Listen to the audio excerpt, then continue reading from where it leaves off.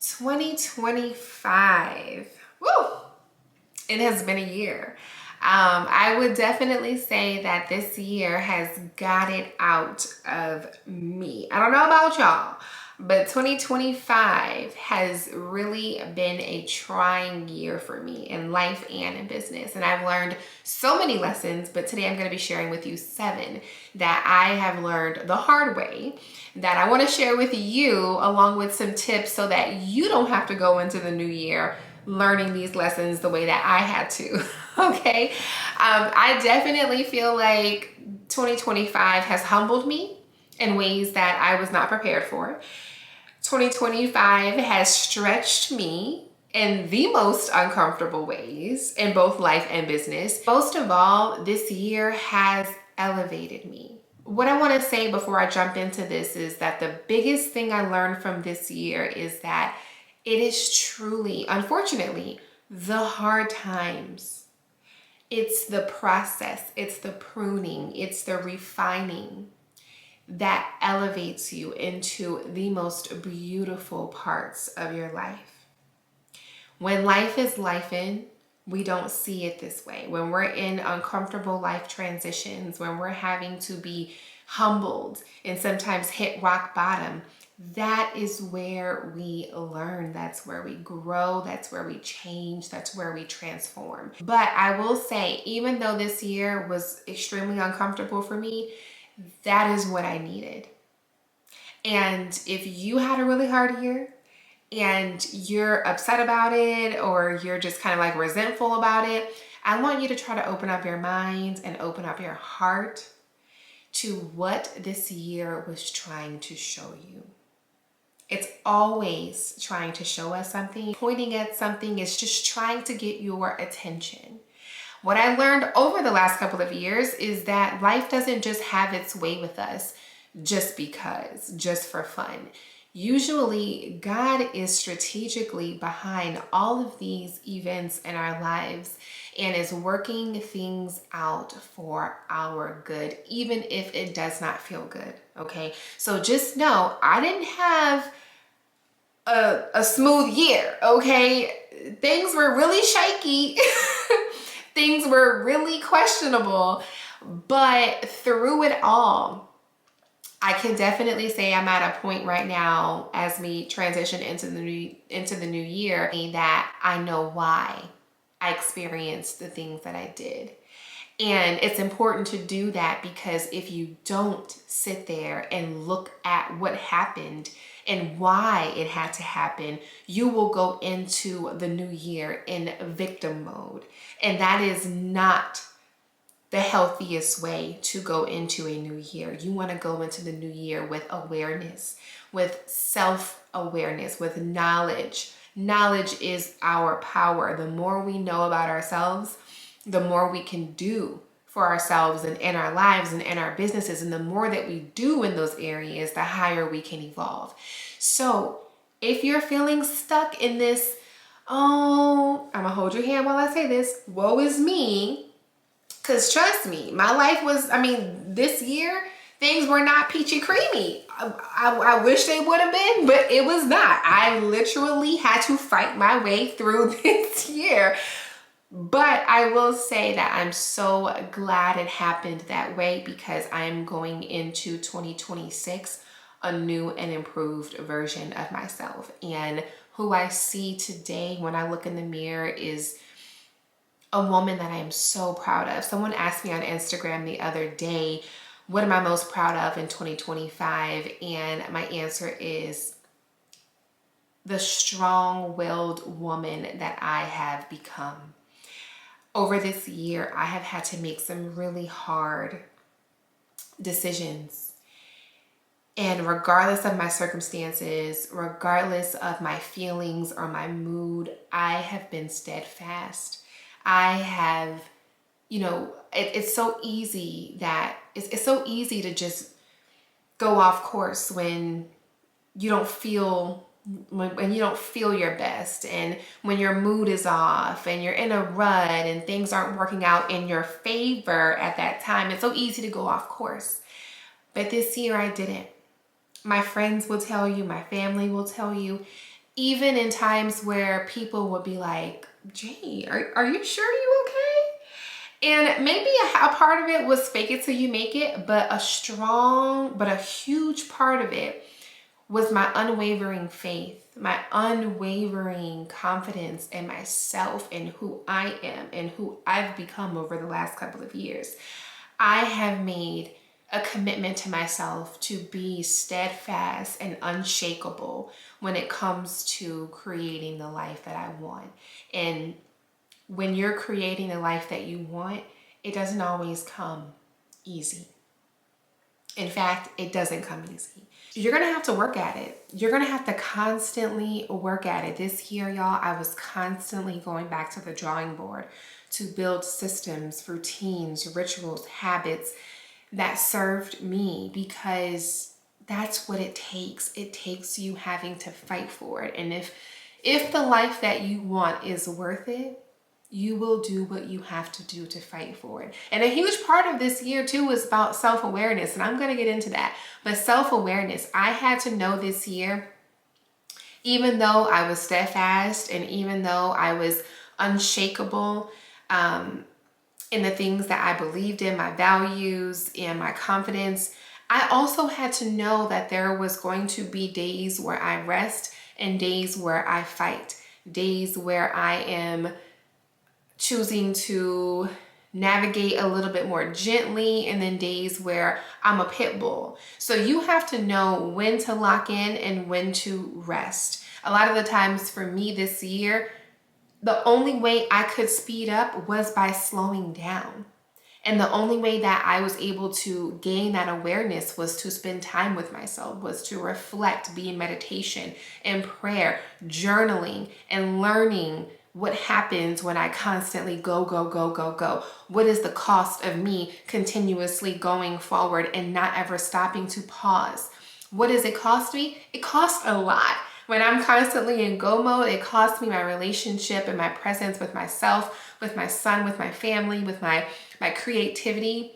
My creativity, y'all, I've learned that it's separate. Even though it's what I do for a living, my actual gift of creativity is separate from my work that I do.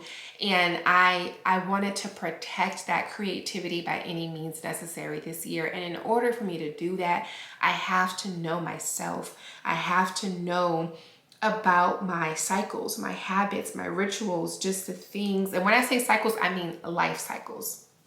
And also my menstrual cycle as well, because that goes hand in hand. But anyways, y'all, let's jump into, because I feel like I can go on and on and on about this topic. Let's jump straight into number one. Not all business is good business. And like the old folk used to say, who used to spit straight wisdom, all money ain't good money, okay? I learned this year that discernment is one of the most key business skills, okay? If you want to start, grow, scale a business, you have to have discernment. If you don't have discernment, it will fail. You will fall. It will not sustain. Like I just mentioned a moment ago, life be lifing. We go through life transitions, hard times, grief, breakups, divorce, friendship issues. We go through health issues, just high stress and anxiety. When that happens, we sometimes begin to operate in both life and business from a place of fear, a place of lack, a place of, no, I actually really need it right now. There's been times where I, this year, have chosen to take on clients that did not align with my values. I took on partnerships that did not align with the feeling that I need to feel when I'm working in a business relationship. There's been times this year where I knew it was not aligned and I did it anyways because I needed that deal. I needed to close that sale. I needed, XYZ. And y'all, whenever we operate from this place, we are agreeing to projects, partnerships, relationships that drain the life out of us. And when that is happening, it removes us even further away from our higher purpose and our higher calling. Going into this new year, if it does not align with your values, your capacity, and the woman that you are becoming, it is a no. It is a no. So ladies, get crystal clear before the start of this new year. What are your values? Put pen to paper, because our values evolve as we evolve. So sometimes we have to check back in. What are your values in life, in business, across the board? What is your capacity? I think that's a really great question to ask ourselves going into the new year, because we know what it's like at home with routines, with our kids, with our partners, with our family and our jobs. What kind of role are you taking on this upcoming year? You already know ahead of time. You have an advantage to know what your capacity is going to be. Actually, let's not even say January 1. Today, if it does not align with your values, your capacity, and the woman that you are becoming, it is going to be a hard no. Usually I'm unavailable at this time, or I'm unavailable for this project. I'm on an easy and polite way that you can respond that honors you and the other person is, actually, I'm unavailable for this opportunity, or I'm unavailable for this type of relationship. You are unavailable for this, okay? Let's integrate this type of response into our vocabulary this year, because in fact, no, I'm not available for it. Okay, because it's going to cost us. The goal is elevation. Elevation requires standards, even at your lowest and hardest times. Number 2, you cannot change your life without changing your money habits. This was a big one for me this year. I don't like to go into detail about my financials or like how much I make on a yearly basis, etc. Throughout the year for me, there's been times where I knew I was doing some spending that I probably didn't need to be doing, and I was avoidant of my finances. I wasn't really checking in on my budget. I wasn't really facing my finances the way that I should be. A lot of us want this big, full, beautiful life without ever changing our money habits. As you evolve, so will your finances. And as your finances evolve, you also have to change the habits around your spending. I learned this year that avoiding my finances just kept me stuck. I thought I was progressing by just acting like it didn't happen, or, it's gonna be all right, I'm gonna replenish it. But in that period of time where I'm thinking all is good, that's an opportunity for me to be making moves to intentionally create more income for myself, or to move money around and place it in investments and etc. A lot of the times we avoid our finances and we don't make ourselves aware of what is happening in our finances, especially if we're not where we want to be with our finances. And that's even more of a reason to make sure that you are, I love to say this, courting your finances. The same way we, court ourselves on solo dates and, go on dates with our partners, start having a date with your finances. What I think it was late this summer, I started taking myself out on the first of the month to sit down and have a life and business meeting. And at that life and business meeting, I actually would go to the library, and I would not go to a coffee shop or somewhere where I would spend money. I would just go to a free environment because I have a library card. And I would just sit there and I would bring my lunch, bring my snacks and my water and all that good stuff, so I don't have to leave out and go spend money. But I would intentionally sit down with all of the information in front of me. I would pull up my credit report, I would pull up my budget, pull up all of my bank accounts, and I would just sit there and face it. And a lot of the times, y'all, it was freaking uncomfortable. All that to say, I've learned so much this year about my finances. All the areas in my life where I overspend, where I underinvest.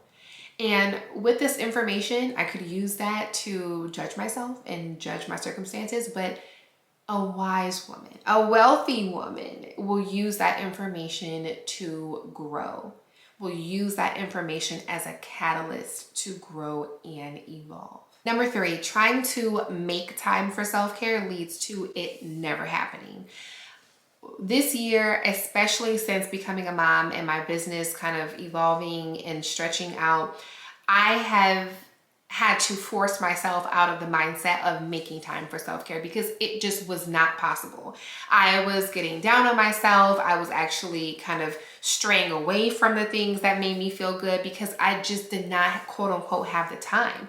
But I learned that I don't have to make time for self-care. I can just do the self-care thing. I can choose that this is a moment of self-care. It's more of a mindset rather than something that I have to schedule. And y'all, the thought of trying to fit self-care into my schedule felt so overwhelming and exhausting. Like, I would say to myself, if I have to fit one more thing into this schedule, I'm gonna lose my mind. But I don't have to fit self-care into my schedule when I actually build a schedule that supports the care of myself, nurture of myself. What I mean by this, let's say I know it's going to be a really long work day. I will make sure my office is set up in a way that cares for me. I will have all of my things ahead of time. It doesn't take anything to make sure I have a candle on my desk. Usually we're already going to get food, water, or coffee or tea, so I'll make sure I have something here. I'll also make sure that I have the temperature set where it needs to be. I put myself together, slick my hair back, do something with my makeup, put on clothes that make me feel good, you know, because when you look good, you feel good, and when you feel good, you do good, period.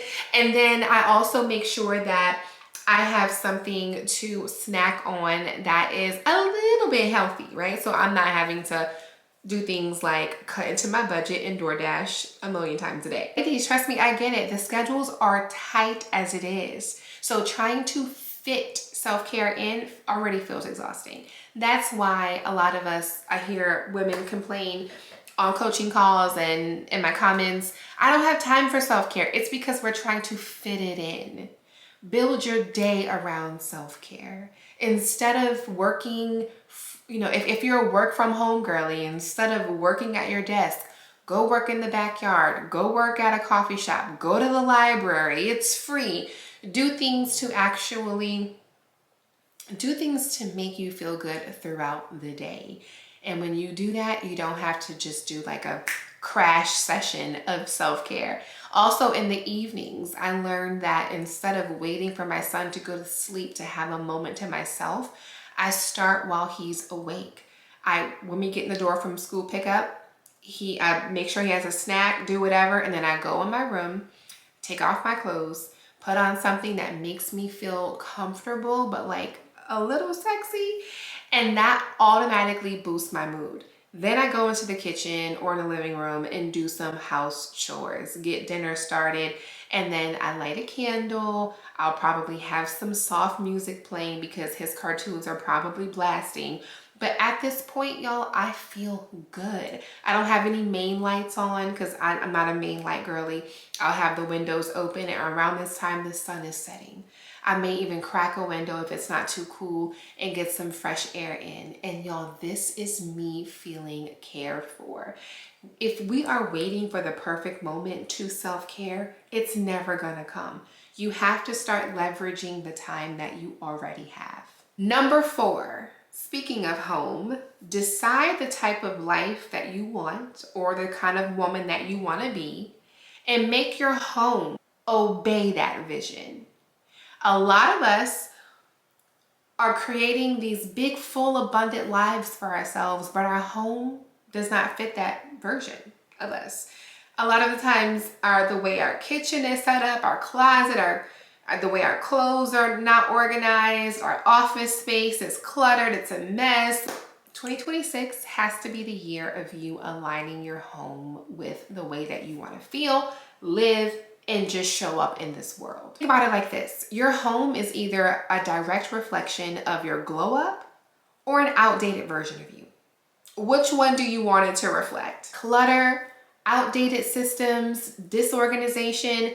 all of that is going to clutter your mind. So while you're trying to build this 7-8 figure business and, live this soft life, you come home and you live in a hard life based on what the kitchen looked like and based on what your office looked like. So if you desire to live this soft, beautiful, full, abundant, successful life, make sure your home is a reflection of that. What does it look like around the home? What does it smell like?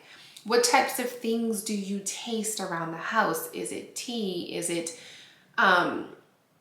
nourishing to the body? What do you smell in the home? Is it peppermint, lavender? What type of scents do you have in your home that reflect the version of you or the life that it is that you desire? I had to learn the hard way this year that just because I'm a mom of a toddler who makes several messes a day doesn't mean that my home cannot reflect the life that I want for us and the woman that I desire to be and that I am becoming. I was using having a toddler as an excuse for my house to be a mess the majority of the day. But even though I may not be able to control the fact that he is a toddler and he will make a mess, I'm able to manage that mess. I'm able to manage how often it is a mess. I can localize the mess to be in his room or in a certain section of our home. His mess does not have anything to do with the way that my closet looks, does not have anything to do with how personal compartments of my home look and feel. So a lot of the times we use our life circumstances as an excuse as to why our home can't be quote unquote clean, organized, or orderly, but that's not the case. If you have a home, doesn't matter if it's a house or it's an apartment, or if you live with somebody and you just have your own little four walls, that space deserves it to be stewarded well. I am not stewarding my blessings well when my home is a mess, when my closet is a mess, when my car is a mess, when just my personal environment is a mess. God gave me this home. God gave me the resources to furnish this home. And if I do not make sure that it is clean, orderly, smells good, and that's just the bare minimum, okay? To have your home clean, organized, and smell good, I'm sorry, that is the bare minimum, okay? How can he bless me with more, with my dream home, if I can't even steward this well? Before we go into this new year, I need you to ask yourself, does my home reflect the version of me that I'm becoming or the version of me that I'm leaving behind in 2025? Number 5, and this is more so in business, the way that I learned this lesson. Waiting on the perfect moment will have you waiting forever. A lot of the times we want things to be perfect, and I can speak for myself. I am a huge aesthetic curator. I am very proud of that gift and talent I have to really curate the hell out of something, okay? But sometimes it's a blessing and a curse because I overthink it. I don't launch the product. I don't create the content. I don't post the video if it's not exactly the way that I want it to be. Or I'm waiting on the perfect time to, record XYZ video. I'm waiting on the perfect time to launch this course or even be consistent with YouTube. But I learned the hard way that waiting on the perfect moment will not only have you waiting forever, but it will cost you. It will cost you your idea because now somebody else probably took that same idea that you had and went for it. They did it scared, they did it unready and unpolished, but they did it, okay? It probably cost you time, cost you money, cost you stress, anxiety. I mean, really looking back at it, it cost me a lot of time to sit there and just wait for the perfect moment. Ladies, remember who you are going into this new year. Know what you're good at, know your skills, know your gifts, know your talents, but also know when it's time to go. If you have a hard time knowing when it's time to go, pray about this. Ask God for discernment. And sometimes just go back and look at your track record. How many projects have you started? How many notes have you created of ideas? You've generated all of this content. If you have more thoughts than execution, it is time to execute. Scared, nervous, anxiety, stressed out about it, and all. You have to just go. Number 6 kind of ties into number 5. Create more than you consume. Even if you're not a content creator, whatever it is that you do for business, do the work more than you actually consume the work in your industry. I learned over this year that when I consumed, it made me feel safe.